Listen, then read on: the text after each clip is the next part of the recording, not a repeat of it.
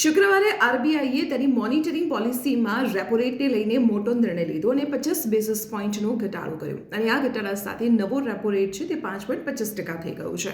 હવે આ રેપો રેટનો સીધો ફાયદો જે હોમ લોન લેનારા અને બિઝનેસ લોન લેનારા છે તેમને થતો હોય છે. તેમના વ્યાજ દરમાં મોટો ઘટાડો આવતો હોય છે. ત્યારે ઘણા બધા લોકોના અમને એવા સવાલ આવ્યા છે કે તેમની ચાલુ હોમ લોન અથવા તો જે બિઝનેસ લોન છે તેમાં આ નવા રેપો રેટના કારણે જે વ્યાજ દરમાં ઘટાડો આવે છે તેનો લાભ તેઓ કેવી રીતે લઈ શકે. તો ચાલો તેની હું જાણકારી આપને આપી દઉં. તો બેંકો તમને સામેથી ક્યારેય નહીં કહે. આ માટે તમારે પહેલ કરવી પડશે.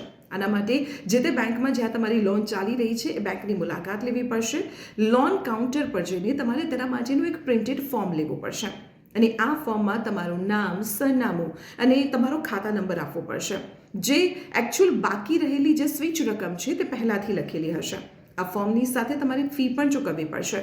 હવે આ ફી માટે તમારે ચેક આપવું પડશે. ફી કેટલી હશે તેની પણ વાત કરી લઉં તો આ ફી 2500 રૂપિયાથી લઈને લગભગ 6000 રૂપિયા સુધીની આસપાસની આ ફી હોય છે. પરંતુ હા, જો તમારી લોનનો ટેન્યોર હજુ લાંબો છે એટલે કે વધુ લોન પે કરવાની બાકી છે તો જ તમને આ નિર્ણયનો ફાયદો થશે.